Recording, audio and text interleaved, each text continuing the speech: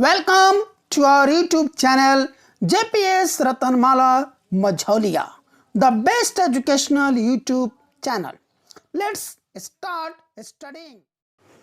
Hello students, आज हम लोग अपने क्लास 10th के साइंस का चैप्टर 4 जो कि केमिस्ट्री का चैप्टर है उसको पढ़ेंगे और चैप्टर का नेम है कार्बन एंड इट्स कंपाउंड्स। चूंकि ये पूरा चैप्टर कार्बन पर बेस्ड ऑन है इसीलिए आज हम इस चैप्टर के फर्स्ट क्लास में सबसे पहले कार्बन का इंट्रोडक्शन करेंगे। कार्बन एक एलिमेंट है और जैसे कि मैंने आपको पढ़ाया ऑलरेडी कि अभी तक हमको 118 एलिमेंट्स नोन हो चुके हैं। उनमें से उन 118 एलिमेंट्स में से एक एलिमेंट अपना कार्बन है। और आपको यह भी पढ़ाया है कि एलिमेंट को हम 2 टाइप्स में क्लासिफाई करते हैं, मेटल्स एंड नॉन मेटल्स। और मेटल्स और नॉन मेटल्स पर अभी अभी हम लोग अपने क्लास 10th का चैप्टर 3 पढ़े हैं और उस चैप्टर का नाम भी था मेटल्स एंड नॉन मेटल्स। तो कार्बन एक नॉन मेटल है। कार्बन का सिंबल होता है कैपिटल लेटर C और कार्बन का एटॉमिक नंबर है 6। आपको क्लास 9th में पढ़ाया था एटॉमिक नंबर क्या होता है, total number of protons present in the nucleus of an atom is called its atomic number, या फिर ये कहें total number of electrons present in an atom is called its atomic number. अब ये 2 definition एक बार कह रहा हूं कि मैं एक एटम के न्यूक्लियस में जितने टोटल नंबर ऑफ प्रोटॉन्स होते हैं उसको कहता है एटॉमिक नंबर। तो मैं दूसरी बार बोल रहा हूं कि एक एटम के अंदर जितने भी टोटल नंबर ऑफ इलेक्ट्रॉन्स होते हैं उसको हम एटॉमिक नंबर कहते हैं। तो 2 बातें हो गई, बिल्कुल 2 बातें हो गई, पर ये दोनों ही बातें सेम है क्योंकि एक न्यूट्रल एटम में जितने टोटल नंबर ऑफ इलेक्ट्रॉन्स होते हैं एग्जैक्टली उतने ही नंबर ऑफ प्रोटॉन्स भी होते हैं। यानी कि एक न्यूट्रल एटम के अंदर number of electrons is equal to number of protons is equal to atomic number. तो इट मींस कार्बन का एटॉमिक नंबर 6 का अर्थ हो गया कि कार्बन में टोटल 6 इलेक्ट्रॉन्स हैं, 6 ही प्रोटॉन्स हैं और कार्बन का एटॉमिक नंबर 6 है। देन कार्बन का एटॉमिक मास नंबर 2 है, एक बार 12 आता है और एक बार 14 आता है। तो आपको मैं फिर से रिवाइज करवाऊं कि एटॉमिक मास नंबर क्या होता है। एटॉमिक मास नंबर वो नंबर होता है जो यह बताता है कि एटम के न्यूक्लियस के अंदर total number of protons and total number of neutrons कितने हैं।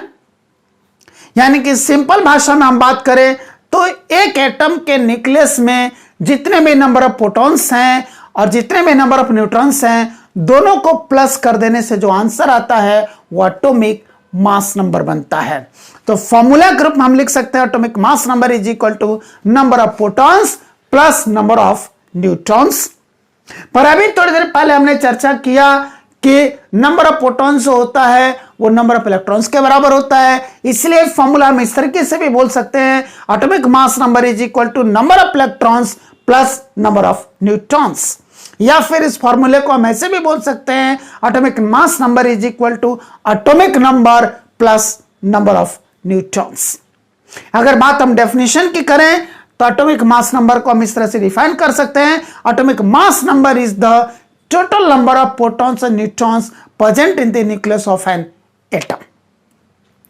नेक्स्ट, चूंकि हम देख रहे हैं कि कार्बन का एटॉमिक नंबर 6 ही है पर उसके 2 एटॉमिक मासेस बन रहे हैं। इस तरीके से कार्बन के 2 आइसोटोप्स हो गए। एक बार फिर से आइसोटोप्स क्या होते हैं आपको मैं रिवाइज करवा दूं। Isotopes are elements having same atomic number but different mass number. Isotopes वो एलिमेंट्स होते हैं जिनका एटॉमिक नंबर तो सेम होता है but atomic mass number different होता है। तो यहां भी कार्बन का 2 आइसोटोप्स हो गए, एक है कार्बन C612 और दूसरा है कार्बन C614। आप यहां पर देख सकते हैं दोनों ही जगह एटॉमिक नंबर सेम है, वो है 6 but atomic mass number different है। यहां पर एटॉमिक मास नंबर 12 है और यहां पर एटॉमिक मास नंबर 14 है। एटॉमिक मास का ये डिफरेंस क्रिएट होता है बाय नंबर ऑफ न्यूट्रॉन्स, क्योंकि जितना एटॉमिक नंबर है ठीक उतना ही नंबर ऑफ इलेक्ट्रॉन होगा, ठीक उतना ही नंबर ऑफ प्रोटॉन होगा, और एटॉमिक मास नंबर क्या होता है, number of proton plus number of neutron, यानी कि हर हाल में नंबर ऑफ प्रोटॉन तो 6 ही होगा क्योंकि एटॉमिक नंबर 6 है। तो फिर चेंज किस में हो रहा है, नंबर ऑफ न्यूट्रॉन में। अगर हम कह रहे हैं यहां पर कि कार्बन का एटॉमिक मास नंबर 12 है, it means 6 electrons, 6 protons and 6 he neutrons हैं, तभी 6 + 6 ये 12 हुआ है। देन अगर हम कह रहे हैं कि यहां पर कार्बन से 6 14 में एटॉमिक मास नंबर 14 है और एटॉमिक नंबर 6 है, तो इसका अर्थ है कि यहां पर नंबर ऑफ इलेक्ट्रॉन्स 6 हैं, नंबर ऑफ प्रोटॉन्स भी 6 हैं और नंबर ऑफ न्यूट्रॉन्स 8 है, तभी number of proton plus number of neutron 14 हो रहे हैं, यानी कि 6 + 8 = 14 हो रहे हैं। ये सारी चीजें ऑलरेडी मैं आपको डिटेल में क्लास 9th में पढ़ा चुका हूं, और एक बार अगर आपका कंसेप्ट थोड़ा सा भी डल है, थोड़ा सा भी क्लेरिफिकेशन और मांग रहा है और मोर क्लेरिफिकेशन जरूरत है, या आपको फिर से इन चीजों के क्विक रिवीजन देने की जरूरत है, तो आप हमारे चैनल के प्लेलिस्ट में जाएं और प्लेलिस्ट में आपको क्लास 9th साइंस मिलेगा या फिर क्लास 9th केमिस्ट्री मिलेगा, और दोनों में से किसी भी आप प्लेलिस्ट में जाएं, चैप्टर 3 और chapter 4, chapter 3 atoms and molecules and chapter 4 atomic structure, आप एक बार सारे वीडियोस को देख जाएं, आपके फिर से सारे के सारे कॉन्सेप्ट्स पूरी तरह से क्लियर हो जाएंगे, फिर आगे किसी भी चैप्टर को समझने में प्रॉब्लम नहीं आएगी। अब हम आगे बढ़ते हैं कि इलेक्ट्रॉनिक कॉन्फ़िगरेशन, यानी कि कार्बन के एटम के एटॉमिक स्ट्रक्चर में किस ऑर्बिट में कितने नंबर ऑफ इलेक्ट्रॉन्स आएंगे। Number of electrons find out करने के लिए हमने आपको ऑलरेडी एक फॉर्मूला पढ़ाया था 9th क्लास में, 2n², और उस फॉर्मूले के हिसाब से यहां पर कार्बन के फर्स्ट ऑर्बिट में 2 इलेक्ट्रॉन्स एंड सेकेंड ऑर्बिट में 4 इलेक्ट्रॉन्स आएंगे। ऑर्बिट को हम लोग शेल या फिर एनर्जी लेवल भी कहते हैं। ऑर्बिट की नंबरिंग हम न्यूमेरिकली 1 2 3 4 5 6 7 भी करते हैं, और ये नंबरिंग स्टार्ट होती है न्यूक्लियस की तरफ से आउटवर्ड, यानी कि न्यूक्लियस के बिल्कुल बगल में जो ऑर्बिट है, ऑर्बिट नंबर 1 है, उसके बाद ऑर्बिट नंबर 2 3 ऐसे। अल्फाबेटिकली हम इन ऑर्बिट्स को KLMN जैसे कैपिटल लेटर से नेमिंग देते हैं। तो कार्बन का जो फर्स्ट ऑर्बिट है, फर्स्ट शेल है, यानी कि जो K शेल है, उसमें 2 इलेक्ट्रॉन्स होंगे और बच गए 4 इलेक्ट्रॉन्स, और तो वो जाएंगे सेकेंड ऑर्बिट में, और इस तरीके से कार्बन का सेकेंड ऑर्बिट उसका लास्ट ऑर्बिट बन गया। और आपको ये भी मैंने पढ़ाया था, किसी भी एटम का जो लास्ट ऑर्बिट होता है या लास्ट जो शेल होता है, उसको हम वैलेंस शेल या फिर वैलेंस ऑर्बिट के नाम से जानते हैं। और वैलेंस शेल और वैलेंस ऑर्बिट में जो इलेक्ट्रॉन्स होते हैं, उन इलेक्ट्रॉन्स को हम वैलेंस इलेक्ट्रॉन्स के नाम से जानते हैं। तो इस तरीके से कार्बन के वैलेंस शेल में 4 वैलेंस इलेक्ट्रॉन्स हैं, तो नंबर ऑफ वैलेंस इलेक्ट्रॉन्स हो गए 4। अब बात करते हैं कार्बन की वैलेंसी की, तो कार्बन की वैलेंसी है 4। अब ये 4 वैलेंसी कैसे आई, ये भी आपको क्विकली मैं रिवाइज करवाऊं। वैलेंसी ऑलरेडी मैंने आपको क्लास 9th में पढ़ा रखा है, उसी चैप्टर 3 और चैप्टर 4 में। तो वैलेंसी है number of electrons which are required to complete the octet of an atom. एक एटम के ऑक्टेट को कंप्लीट करने के लिए जो इलेक्ट्रॉन्स की जरूरत होती है, नंबर ऑफ इलेक्ट्रॉन्स की, उनको हम उसकी वैलेंसी कहते हैं। थोड़ा सा और डिटेल में अगर हम इस डेफिनेशन को देखें तो हम कहते हैं valency is the number of electrons that is needed to be lose और टू बी गेन्ड और to be shared to complete the octet of an atom or to complete its noble gas configuration or to complete its inert gas configuration। यानी कि एक atom का noble gas configuration लेने के लिए, inert gas configuration लेने के लिए, उसका ऑक्टेट कंप्लीट करने के लिए जितने भी नंबर ऑफ इलेक्ट्रॉन्स या तो लूज करने की जरूरत होती है, या गेन करने की जरूरत होती है, या फिर शेयर करने की जरूरत होती है, उतने नंबर ऑफ इलेक्ट्रॉन्स को, उस नंबर को हम उस एटम की वैलेंसी कहते हैं। ऑक्टेट का अर्थ होता है एक एटम का जो लास्ट ऑर्बिट होता है, उस लास्ट ऑर्बिट में मैक्सिमम 8 इलेक्ट्रॉन्स होने चाहिए। बाकी सारे ऑर्बिट्स में तो कैलकुलेशन बाय फॉर्मूला आता है 2n² से, where n is the number of orbit. But जो भी ऑर्बिट लास्ट ऑर्बिट बनेगा, जो वैलेंस शेल बनेगा, उसमें मैक्सिमम 8 इलेक्ट्रॉन्स होने चाहिए। अगर उसमें मैक्सिमम 8 इलेक्ट्रॉन्स हैं तो उस एटम का ऑक्टेट कंप्लीट है। वह एटम एक इनर्ट गैस का कॉन्फ़िगरेशन लिए हुआ है, एक नोबल गैस का कॉन्फ़िगरेशन लिए हुए है, यानी कि वो इनर्ट हो गया, नोबल हो गया है, वो कहीं भी किसी भी केमिकल रिएक्शन में पार्टिसिपेट नहीं करेगा। और जब तक वो ऑक्टेट कंप्लीट नहीं होता है, तब तक एटम क्या होता है? अनस्टेबल होता है। ऑक्टेट कंप्लीट हो गया, वो स्टेबल हो गया, किसी भी केमिकल रिएक्शन में पार्टिसिपेट नहीं करेगा। ऑक्टेट कंप्लीट नहीं है तो एटम क्या है? अनस्टेबल है।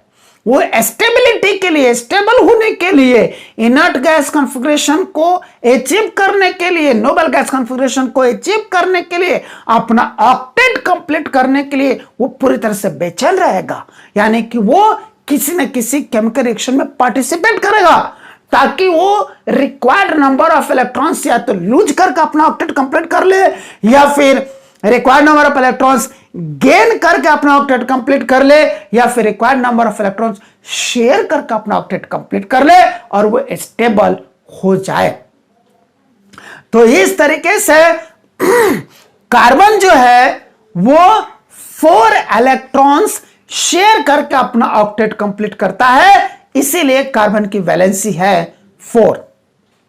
नेक्स्ट क्लास में हम लोग पढ़ेंगे कि आखिर कार्बन 4 इलेक्ट्रॉन्स क्यों शेयर करता है। कार्बन 4 इलेक्ट्रॉन्स लूज क्यों नहीं करता अपना ऑक्टेट कंप्लीट करने के लिए? कार्बन 4 इलेक्ट्रॉन्स गेन क्यों नहीं करता अपना ऑक्टेट कंप्लीट करने के लिए? वो शेयर ही क्यों करता है? इस पर हम लोग नेक्स्ट क्लास में चर्चा करेंगे। आज हम सिर्फ कार्बन के इस इंट्रोडक्शन पर हैं। देन उसकी वैलेंसी हो गई 4। कार्बन के 3 एलोट्रॉप्स हैं, diamond, graphite and Buckminster fluorine. इसमें से डायमंड और ग्रेफाइट जो हैं वो नेचुरल एलोट्रॉप्स हैं, जबकि बकमिंस्टर फ्लोरीन जो है यह आर्टिफिशियली प्रिपेयर्ड एलोट्रॉप है कार्बन का। इसके बारे में भी हम लोग डिटेल पढ़ेंगे आने वाले क्लासेस में। देन हम अगला जो परिचय लेते हैं, कार्बन का इंट्रोडक्शन लेते हैं, वो समझानेंगे कि carbon forms covalent bond. Carbon covalent bond बनाता है, और वो भी कार्बन जो कोवालेंट बॉन्ड बनाता है वो वाला covalent bond strong covalent bond होता है। और कार्बन के द्वारा बनाया गया ये कोवालेंट बॉन्ड स्ट्रॉन्ग बॉन्ड इसलिए होता है क्योंकि कार्बन का साइज स्मॉल होता है। यहां बताया कार्बन का साइज स्मॉल होता है।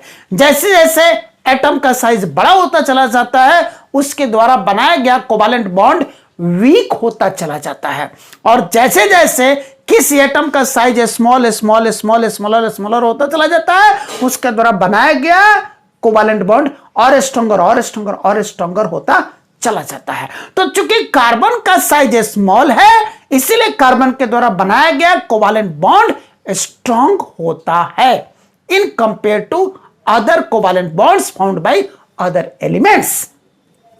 नेक्स्ट, अब हम फिर जिस नेक्स्ट क्लास में, यानी कि जस्ट आज के बाद वाली क्लास में जो आपको जो इस चैप्टर का सेकंड पार्ट मिलने वाला है, जिस पार्ट में हम लोग चर्चा करेंगे किस चीज की, कि कार्बन आखिर कोवालेंट बॉन्ड ही क्यों बनाता है, वहां हम चर्चा करेंगे। यानी कि इलेक्ट्रॉन्स को शेयर ही क्यों करता है, वो लूज या गेन क्यों नहीं करता।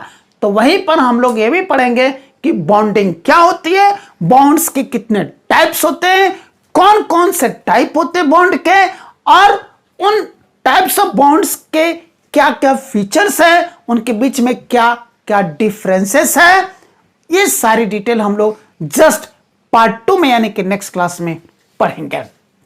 आज हम सिर्फ इतना ही जानते हैं कि कार्बन कोवैलेंट बॉन्ड बनाता है और वो कोवैलेंट बॉन्ड स्ट्रांग होता है क्योंकि कार्बन का साइज स्मॉल होता है। नेक्स्ट है अवेलेबिलिटी। कार्बन कहां का अवेलेबल है? कार्बन हमारे अर्थ क्रस्ट में अवेलेबल है और अर्थ क्रस्ट में कार्बन का कंटेंट सिर्फ 0.02% है और वो भी अर्थ क्रस्ट में कार्बन अवेलेबल है in the form of its carbonates, hydrogen carbonates, coal and petroleum. इसी फॉर्म में कार्बन अवेलेबल है अर्थ क्रस्ट में और क्वांटिटी सिर्फ और सिर्फ 0.02%। दूसरा कार्बन अवेलेबल है हमारे एटमॉस्फेयर में इन the form of carbon dioxide and carbon monoxide. Basically atmosphere में कार्बन जो प्रेजेंट है in the form of carbon dioxide है और एटमॉस्फेयर में कार्बन का कंटेंट है जस्ट 0.03%। यानी कि इन दोनों को अगर हम ऐड कर दें तो हमारे पूरे अर्थ पर कार्बन का कंटेंट सिर्फ और सिर्फ 0.05% है। 0.02% प्लस 0.03% इज इक्वल टू 0.05%। यानी कि टोटल कार्बन का कंटेंट हमारे अर्थ पर सिर्फ और सिर्फ 0.05% है। तो बाकी जो बच गया 99.95% वो अदर एलिमेंट्स हैं। और अभी थोड़ी देर पहले मैंने बोला था कि अभी तक हमको टोटल 118 एलिमेंट्स नोन है जिसमें से एक एलिमेंट कार्बन है, उसी कार्बन के बारे में अभी हम लोग पढ़ रहे हैं। बच गए 117 एलिमेंट्स और तो वो 117 एलिमेंट्स का टोटल कंटेंट इस अर्थ के ऊपर 99.95% है, जबकि कार्बन का कंटेंट ओनली 0.05% है।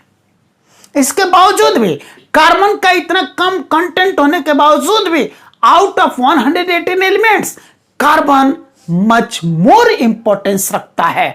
Carbon much more vital element है और कार्बन सबसे ज्यादा कंपाउंड्स बनाता है। ये रिमेनिंग 117 एलिमेंट्स मिल करके जितने कंपाउंड्स नहीं बनाते उससे कई गुना ज्यादा कंपाउंड अकेले कार्बन बनाता है, जबकि कार्बन का कंटेंट इतना लो है, जस्ट 0.05%।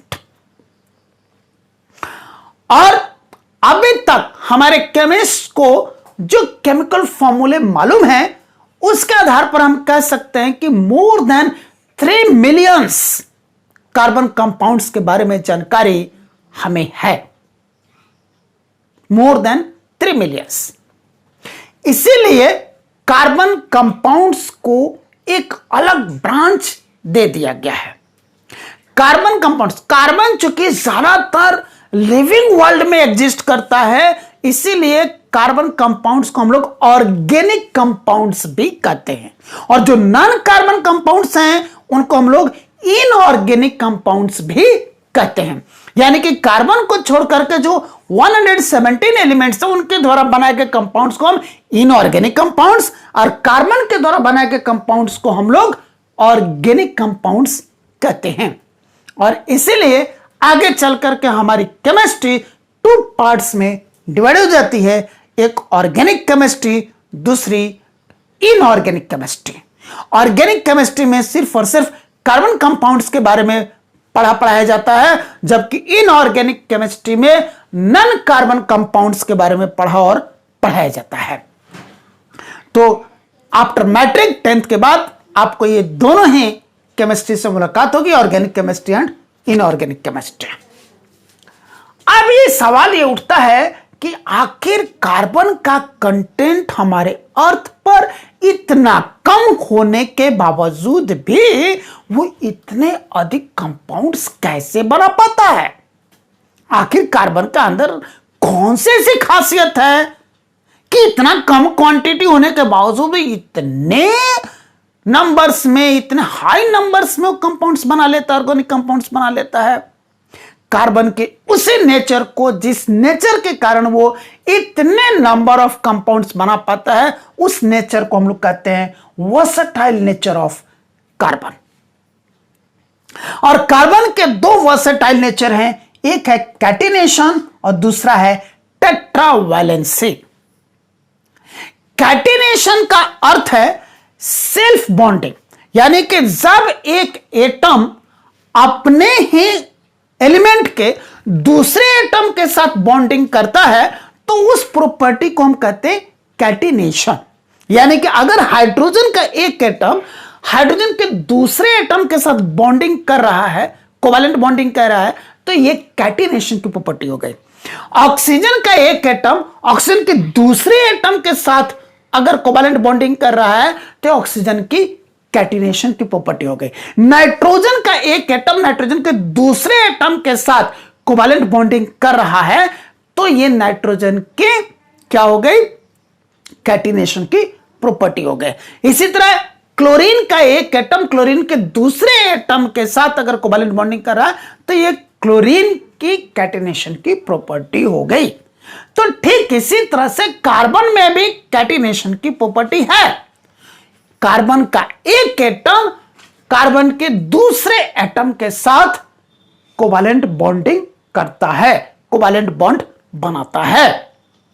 तो इस तरह से कार्बन के पास कैटिनेशन की प्रॉपर्टी है। पर अदर एलिमेंट्स के पास जो कैटिनेशन की प्रॉपर्टी है उससे बहुत ही एक्स्ट्रा ऑर्डिनरी कार्बन के पास कैटिनेशन की प्रॉपर्टी है। यानी कि कार्बन के पास जो कैटिनेशन की प्रॉपर्टी है वो मच मोर है in compare to other elements. वो कैसे, देखिए कोवैलेंट बॉन्डिंग जो होती है वो तीन तरह की होती है, थ्री टाइप्स के कोवैलेंट बॉन्ड्स थ्री टाइप्स के होते हैं। एक होता है सिंगल कोवैलेंट बॉन्ड जिसको सिंगल डैश से रिप्रेजेंट करते हैं, दूसरा होता है डबल कोवैलेंट बॉन्ड और तीसरा होता है triple covalent bond. Single covalent bond, double covalent bond, triple covalent bond, इनके बारे में हम डिटेल्स हम लोग पढ़ेंगे नेक्स्ट क्लास में। मैंने अभी कहा था कि नेक्स्ट क्लास में हमारा बॉन्डिंग के ऊपर क्लास होगा, तो उस बॉन्डिंग में हम आपको फिर से सारी चीजें डिटेल में समझाएंगे। तो कोवैलेंट बॉन्ड्स थ्री टाइप्स के हो गए, single covalent bond, double covalent bond and triple covalent bond. और कार्बन जो है वो इन तीनों ही तरह के कोवैलेंट बॉन्ड्स को बनाता है। कार्बन सिंगल कोवैलेंट बॉन्ड भी बनाता है, कार्बन डबल कोवैलेंट बॉन्ड भी बनाता है और कार्बन ट्रिपल कोवैलेंट बॉन्ड भी बनाता है। और एक कार्बन दूसरे कार्बन के साथ इन तरह की कोवैलेंट बॉन्डिंग करके, यानी कि सिंगल या डबल या ट्रिपल या single double single triple double double, ऐसा करके वो कार्बन के लंबे लंबे चेन बना लेता है। और कार्बन के जो लॉन्ग चेन्स तैयार होते हैं वो भी तीन तरह से तैयार होते हैं। एक होता है स्ट्रेट चेन, यानी कि कार्बन स्ट्रेट चेन भी बनाता है, कार्बन ब्रांच्ड चेन भी बनाता है और कार्बन रिंग भी बनाता है।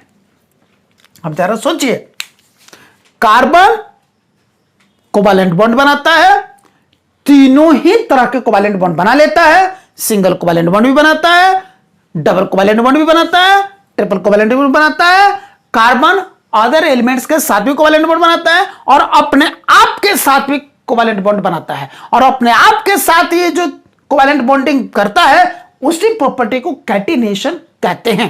और अपने आप के साथ बॉन्डिंग करके लंबे लंबे चेन बना लेता है, स्ट्रेट चेन भी बना लेता है, ब्रांच चेन भी बना लेता है और रिंग भी बना लेता है। तो इतनी बड़ी कैटिनेशन की प्रॉपर्टी किसी अदर एलिमेंट के पास नहीं है।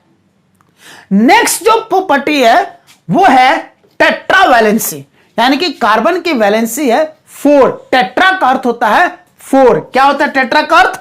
4 वैलेंसी, यानी कि कार्बन की वैलेंसी है 4। अभी यहां भी मैंने आपको पढ़ाया था कार्बन की वैलेंसी है 4। तो कार्बन की वैलेंसी 4 है, इसका अर्थ यह हुआ कि एक carbon atom other 4 carbon atoms के साथ बॉन्डिंग कर सकता है सिंगल बॉन्डिंग। यानी कि एक कार्बन अपने साथ 4 सिंगल कोवैलेंट बॉन्ड बना सकता है, यानी कि 4 एक कार्बन के एटम 4 अदर कार्बन एटम्स को अपने साथ अटैच कर सकता है। या फिर एक कार्बन एटम जो है वो डबल कोवैलेंट बॉन्डिंग करके 2 कार्बन एटम्स को अपने साथ अटैच कर सकता है। या फिर एक carbon atom double covalent bonding करके कार्बन एटम को, फिर सिंगल कोवैलेंट बॉन्डिंग करके दूसरे कार्बन एटम को, फिर सिंगल कोवैलेंट बॉन्डिंग करके तीसरे कार्बन एटम को अटैच कर सकता अपने साथ। या फिर कार्बन ट्रिपल कोवैलेंट बॉन्डिंग करके दूसरे कार्बन एटम को अपने साथ अटैच कर सकता है, एक कार्बन एटम को अटैच कर सकता है, और एक सिंगल कोवैलेंट बॉन्डिंग करके एक और कार्बन एटम को अटैच कर सकता है। यानी कि एक कार्बन एटम या तो 4 सिंगल कोवैलेंट बॉन्डिंग कर सकता है, या फिर 2 डबल कोवैलेंट बॉन्डिंग कर सकता है, या फिर 1 double covalent bond and 2 single covalent bond कर सकता है। टोटल 3 बॉन्ड्स हो गए। या फिर carbon 1 triple covalent bonding and 1 single covalent bonding कर सकता है, यानी कि टोटल 2 कोवैलेंट बॉन्डिंग यहां पर कर सकता है। यह है टेट्रावैलेंसी। और इस तरह से ये कहानी अब लंबी खिंचती चली जाएगी। अब जैसे ये कार्बन आ गया, ये भी तो 4 बॉन्ड बनाएगा, है ना, इसके 3 इधर और 1 इधर, 4 बॉन्ड इसके हो गए। अब इसके साथ भी एक और कार्बन अटैच हो सकता है, ये कार्बन भी 4 बॉन्ड बनाएगा, और इसीलिए कार्बन के लंबे लंबे चेन बन जाते हैं, स्ट्रेट चेन, ब्रांच चेन या रिंग तैयार हो जाते हैं। तो कार्बन के इस 2 प्रॉपर्टी के कारण, कैटिनेशन और टेट्रावैलेंसी के कारण, कार्बन इतने large number of carbon compounds को, ऑर्गेनिक कंपाउंड्स को बना पाता है। तो आज की क्लास हम यहीं पर टर्मिनेट करेंगे। एक बार फिर से आपको रिमाइंड करा दूं कि नेक्स्ट क्लास हम पढ़ने वाले क्या है।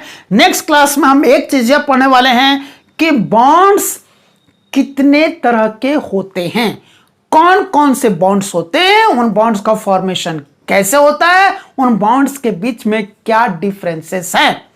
और दूसरी चीज जो पढ़ने वाले हैं वो ये है कि कार्बन आखिर इलेक्ट्रॉन्स को शेयर ही क्यों करता है, वो कोवैलेंट बॉन्डिंग ही क्यों करता है, वो इलेक्ट्रॉन को लूज या गेन क्यों नहीं करता। और तब उसके बाद हम लोग चैप्टर को आगे बढ़ाएंगे इस बॉन्डिंग को पढ़ने के बाद। Thanks for watching, keep learning, keep growing.